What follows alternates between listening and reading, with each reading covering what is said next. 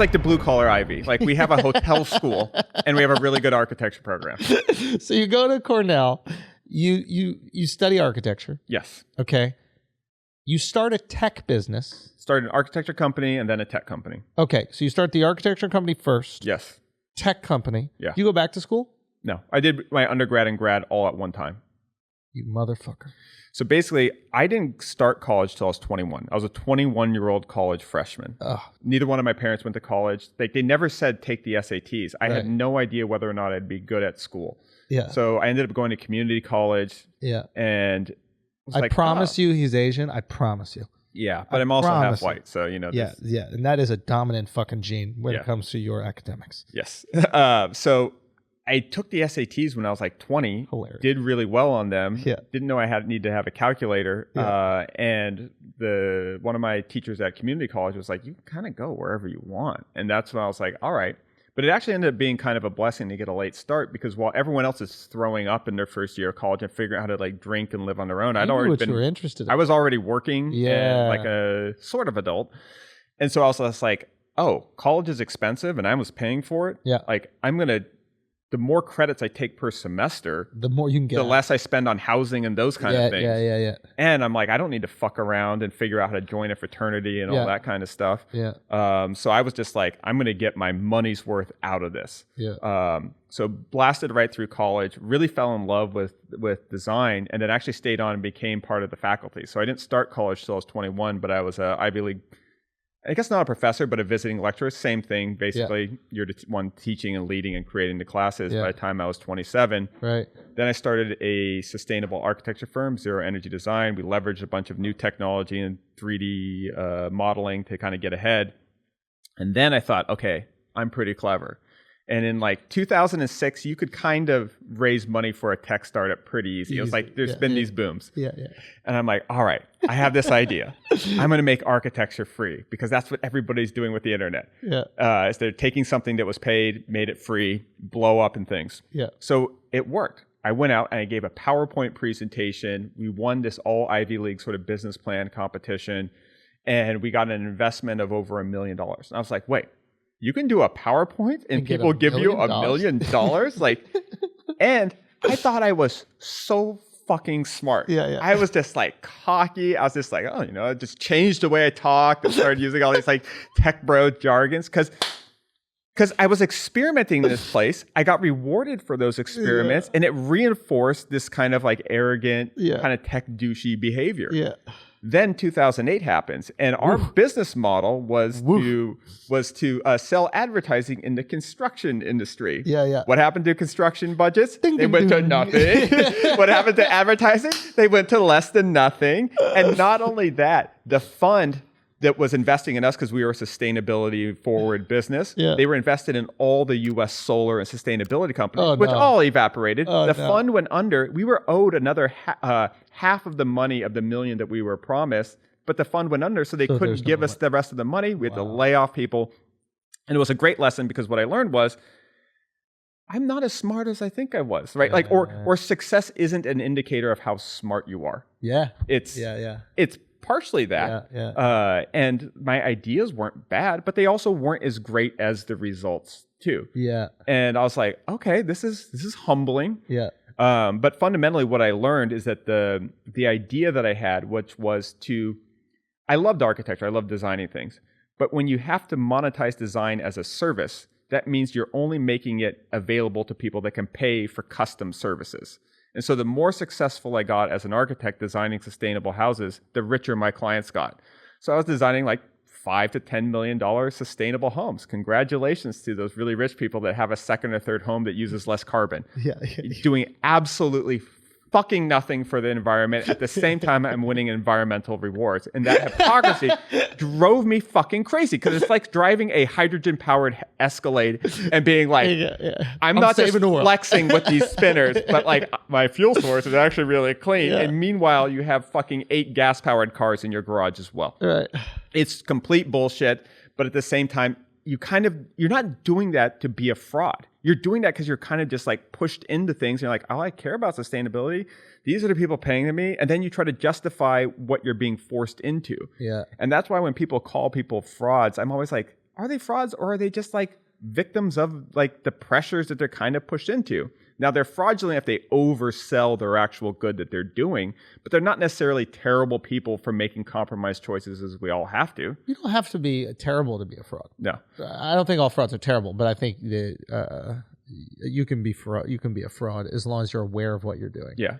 So the thing I learned self-awareness that makes you a fraud. Yes. The thing I learned with the tech company that ended up is what I sort of the thing that I pulled from that failure was that I could design I could give away my design ideas for free. I didn't have to charge people. Okay. So if I produced design as media content and then monetized it through marketing, I didn't have to charge people to access my ideas. And that was really fun. That felt like it opened up it unlocked this whole way of reaching people. Is that now I can design affordable things, whereas before I had to only design expensive things. So, yeah. And I actually I always thought Gmail was such an impressive thing. I know like multimillionaires that uses Gmail. I know people like Mark that use Gmail. Yeah. It's like the one product is great for rich people and it's great for everyone else It's too. in and out. So it's like, can I do that with like design? Yeah. So I started making YouTube videos. Yeah. And they sort of took off. And I started by building like little things like coffee tables and just like fun DIY projects that would look nicer than store-bought furniture and be way cheaper. Yeah. And then slowly scaled that all the way up to bigger and bigger projects. Because now we're building spiral staircases with robots. We're still building the cheap and easy stuff. We're building shipping container houses. We're recycling windmill blades. Yeah, and I want to get into that. I say, but with the same idea, right? Is you're going to give away the architecture, you're going to give away the design, and then you'll monetize the advertising on giving that away. Right. You're telling people how to make these things. You're not saying, I want you to buy the chair from me. You're saying, this is how you make the chair yourself, and I'm going to do an advertisement with Home Depot and get all my material with Home Depot. Yeah. Like, to me, you like broke the advertisement. When we first sat down, like, you shattered the mold. You're like, it was just such a great idea to basically get the people who provide the materials that you're going to use for the video to pay you instead of the consumer. Right. And it actually benefits the Home Depot, whoever else is providing it, because those people that want to make your chair are going to have to go to Home fucking Depot. You know when you get like a new sponsor, they're always like, here's the call to action. Yeah. I made it. Right. I made it for you. And then if the whole video is the call to action. And then you said this to me. This is when I thought it was brilliant. You said that Home and Garden Network or one of these like HGTV, yeah. Is HGTV. Home Depot might spend $500,000 on a TV advertisement on a show on Home and Garden TV. It costs $80,000 to make. The show itself costs $80,000 to make. Right. So if you tell Home Depot, yo, hit me off with, I don't know what the fuck you get. We're just going to put an arbitrary number out there.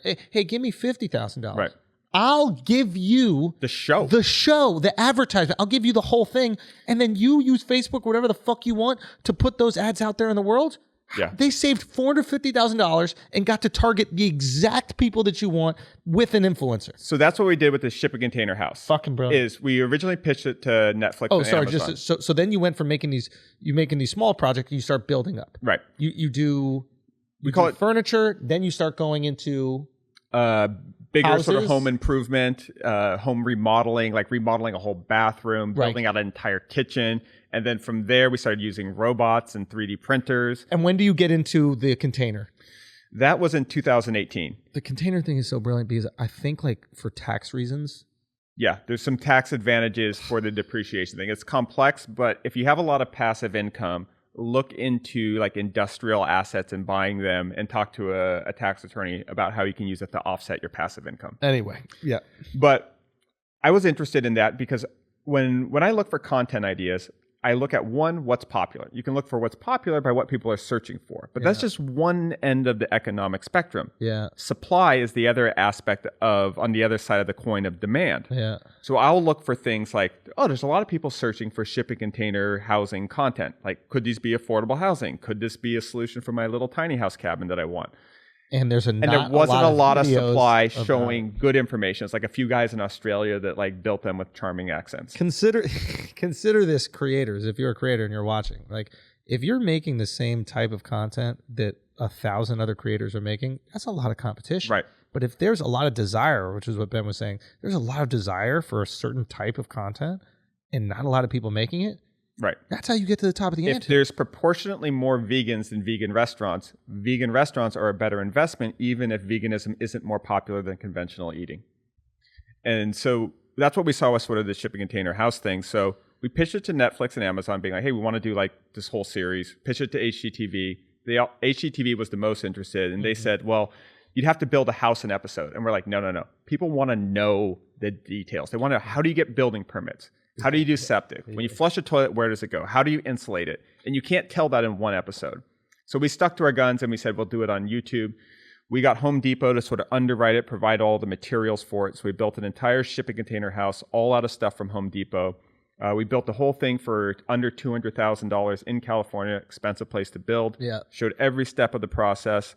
And then we rented it on an Airbnb for like $6,000 to $7,000 a month, and then ended up selling it for $385,000. Amazing. And that's what's really fun is that we can tell you the numbers too. We don't have to be like, oh yeah, it's all smoke and mirrors. We'll show you the receipts. Like it's much more fun and interesting that way. And series blows up. Yeah. We did, so the average HGTV show, I think, does about 800,000 views per episode. Yeah. We did about 2 million views per episode, and we launched it on a new channel. Yeah, that's right. You had no following. 0 subscribers. Went from 0 to like 370 subscribers and averaged about 2 million views an episode. Yeah. And that was where we're sort of like, and that's why I still think like YouTube is such an interesting platform. Yeah, is it's just great. You don't have to wait for the permission. Like, we're in talks now again with the platforms. So you still always got to entertain your options. But it still comes down to, you're going to have to spend 6 months of back and forth negotiating, figuring it out, detailing it. Oh, but now they're on your timeline. Yeah. And now they know that you don't need to go with them. Right. Because you can create it yourself and you can monetize it yourself and you have the proof. You can start an entirely new channel and you have confidence that you can build it up. Right. It's a completely different game right now. So if you want to take the bag from them, by all means, take the bag. And there is value to being validated by them. But you don't have to wait for them. You can constantly strengthen, and this is what I always liked about you. And when they're ready to take the shot, never stop moving, even as you're waiting for them to sort of come around to you.